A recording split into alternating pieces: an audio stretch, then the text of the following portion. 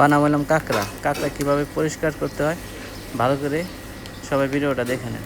কাঁকড়া কিন্তু অনেক মজার একটা জিনিস। পেঁয়াজ দিয়ে কাঁকড়া বাজুন, কী যে খাইতে এটা সুস্বাদু, না খাইলে একবার বুঝবেন না কাঁকড়া যে কী খাইতে যে কী স্বাদ। এখন লবণ দেয় সুন্দর করে খাইছে, এটা ধুয়ে নিতেছি। অবশ্যই ভালো করে ধুয়ে নেবেন, ভালো করে ধুয়ে নিলে ভিডিওটা সবাই দেখতে থাকে, বন্ধ থাকবো না।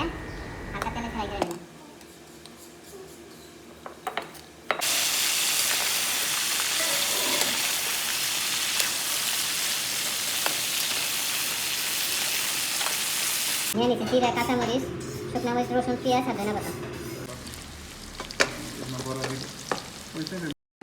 ভিডিওটা ভালো লাগলে অবশ্যই সবাই কমেন্টস করবেন, শেয়ার করবেন। দিয়ে দিই জিরা পাউডার, অল্প একটু হলদি পাউডার আর অল্প একটু ব্ল্যাক পেপার। লাস্টে দিয়ে দিন অল্প ধনে পাতা। একবার খাইয়ে দেখবেন কাঁকড়া ফ্রাই, ওহ কি যে টেস্ট।